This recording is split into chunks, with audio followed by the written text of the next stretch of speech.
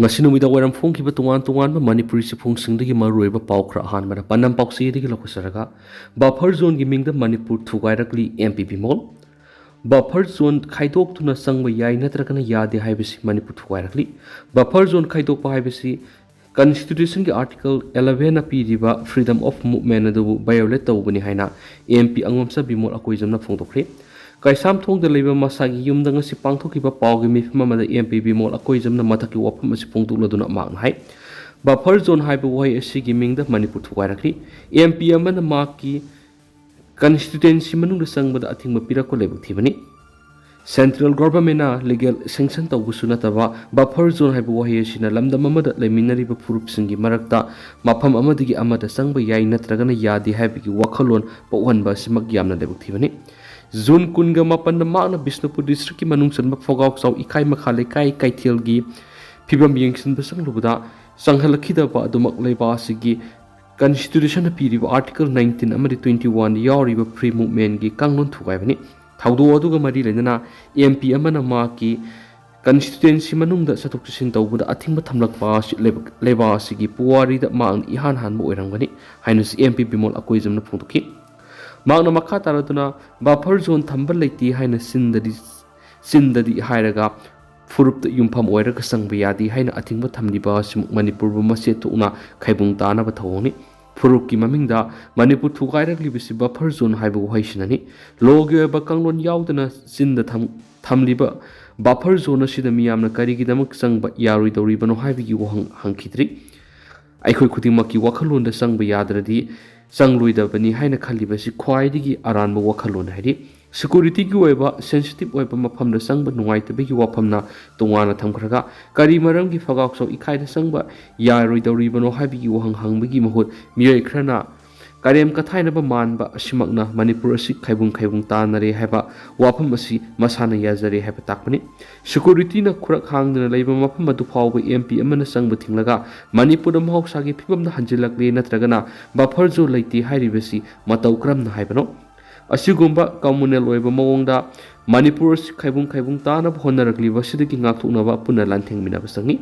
Furup ki mingna satok sin tawbuda athingba asi leigadaba oirabadi buffer zone thamle haiba wafam mayek singna lakthokpam thui buffer zone thamduna khaibung tahliba sigi matangda parliament ta pukhatuna lanthengnagani hainasu MP bimol akoijamna makhatana phungdokhi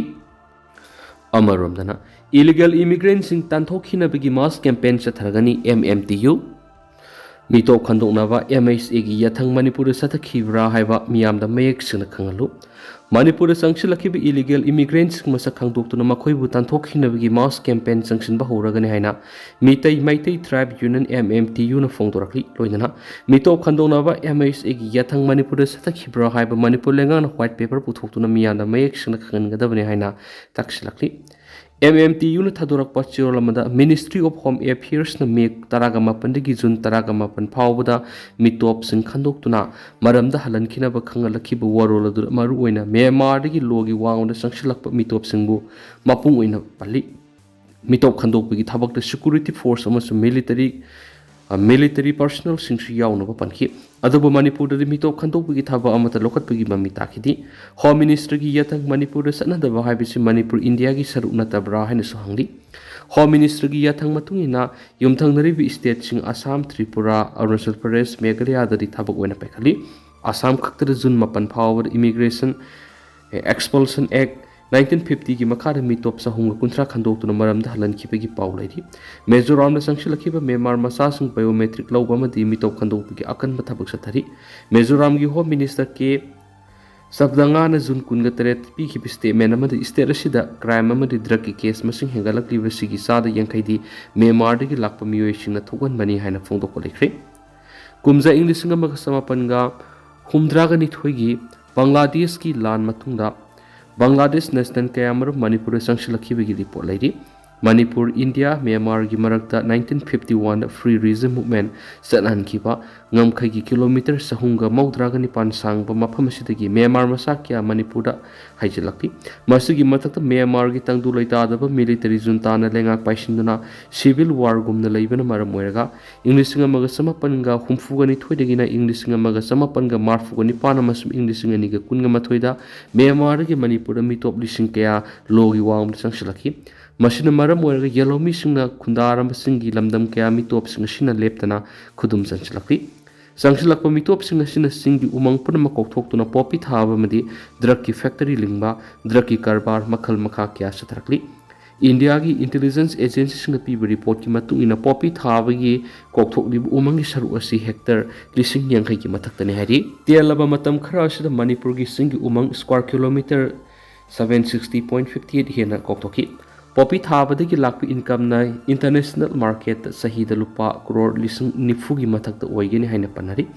Masi Sahi Amagi Manipur gi plan masum non plan gi upon senpam digi yamni heli Haina reportori. Drug the Gilak senpamasina narco tourism amadi Myanmar gi left the Namito Pushalaki Tabuk Satari. Manipur Tugai to homeland Semagi Tabuk Satari. Myanmar gi Sankshilaki Bamito Singasibu border list Hapsen Duna citizen on top of Matak the Makoi Logi Wang with the east list Hapsen Duna India Lengan Hangak Senduna Tamni Hari. Sirolo Sinamakaradana, India Lengana foreigners in Bulogi Wang Tabuk Lokanava, Foreigner Act 1948 Semtok to Henama Pangal Kankanava Tabukali. Foreigners in Tiangana passport among the registration X Nari. Masipunamasi Manipuri Karigi Sanadavano. Manipurasi India Karamba Mapam Oina Ubage, Equisubuna Koigi Kanano. India Amadi Manipulangan Lamdamasi the Logi Wang with the Sakshilaki Bamito Singasibu, Tashana Kandokam the biometric Lopatara of the Mueka, Kanduk Labagama, the biometric Lorabagi have the Miam the Kanpam to Hedi. Housing Manipurgi Oirakli Mitop Sing Akib Saktam Singasi Yenga, Mataukram Nakaram Karamba,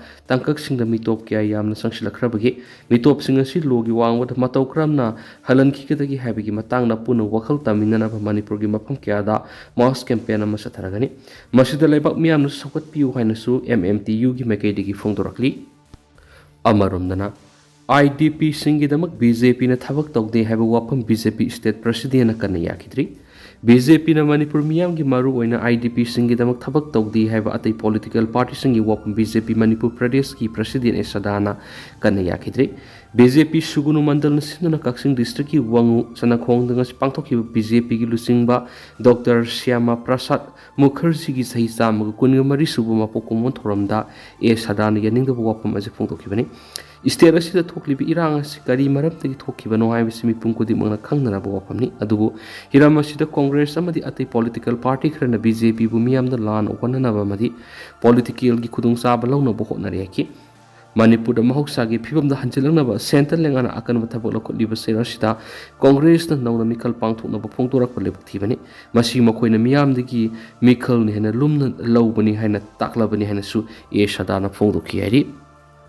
Thauramadu Saru Yakiba BJP ki State Secretary Kesar and Kumza English and Kungamari the Pangtopo Lok Sabha Mikalda BJP na Mamangi election the Gibot Masing Hena Pankedupo, Jusam Puramadi Kangpok with the hang with special polling station Humdra Romda, Tampak to Lerem Cookie Kanluki Bota Lak Amahenmana, Congress the Bot Pikibana, Bot Mighty Hibanaki. Thauramadu Congress Party Yoramadi BJP the Sanglaba Mui Karabu, Lengyan Piano Taram Oki. Ado tenda nasum na miyam na thamjagi hausku ina di miyam paus matang sa lusinjaragi mas makhata ba no ba update miyam pun ngai mina sena channel sigi mekedi gi myang phamda makhata na thamjari